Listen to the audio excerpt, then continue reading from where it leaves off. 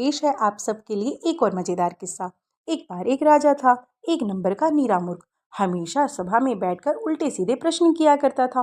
कभी कहता कि बताओ मेरी मूंछों में कितने बाल हैं, तो कभी कहता कि अगर किसी ने मेरी मूंछों को हाथ लगाया तो उसे क्या दंड मिलना चाहिए। हमेशा कुछ ना कुछ उल्टा सीधा ही पूछता था। एक बार दरबार में बैठे बैठे राजा ने पूछा कि बताओ अगर हमें कोई बहुत ही ज़्यादा बदतमीज, नीच, बेवकूफ़ आदमी मिल जाए तो हमें उसको क्या सज़ा देनी चाहिए। प्रश्न राजा ने किया था, इसलिए जवाब देना बहुत जरूरी था। तब एक दरबारी ने कहा कि महाराज, ऐसे व्यक्ति को तो मार मार कर भगा देना चाहिए। तो दूसरे दरबारी ने कहा कि महाराज, ऐसे व्यक्ति को देश में रहने का कोई हक नहीं है, उसे देश निकाला दे देना चाहिए। एक दरबारी ने तो हद ही कर दी, उसने कहा कि महाराज, हमें उसकी खाल खींचकर उसको फांसी दे देनी चाहिए। राजा सबकी बातें बहुत मज़े से सुन रहा था। तभी राजा के दरबार में उसका महामंत्री पहुंचा, जो कि किसी काम से गांव के बाहर गया हुआ था। जब दरबार में महामंत्री पहुंचा तो राजा ने उससे भी वही प्रश्न किया कि उस बेवकूफ़ निर्लज व्यक्ति के साथ क्या किया जाए। महामंत्री ने बात को बहुत ध्यान से सुना, फिर कहा, महाराज, यह बहुत कठिन प्रश्न है, इसका उत्तर मैं आपको अभी नहीं दे सकता। अगर आपकी आज्ञा हो तो क्या मैं इस प्रश्न का उत्तर आपको कल दे दूं? राजा ने हामी भर दी। मंत्री ने अगले दिन अपने साथ एक संत को लेकर आया, जो कि बहुत गरीब था और उसने कंबल ओढ़ रखी थी।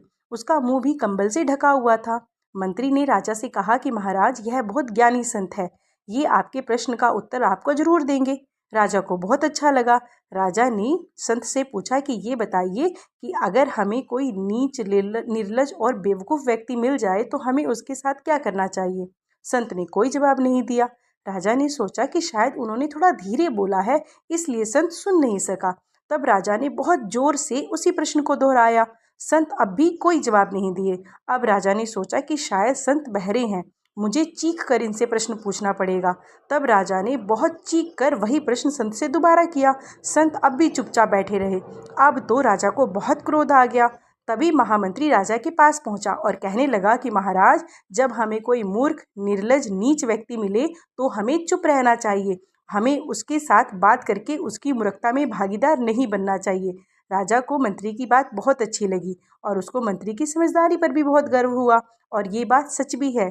तो दोस्तों, कभी भी जीवन में कोई नीच, निर्लज व्यक्ति टकराए तो उससे बचकर रहें, ना कि उससे उलझ जाए। कहानी अच्छी लगी तो मेरे चैनल को लाइक और सब्सक्राइब जरूर करें। धन्यवाद।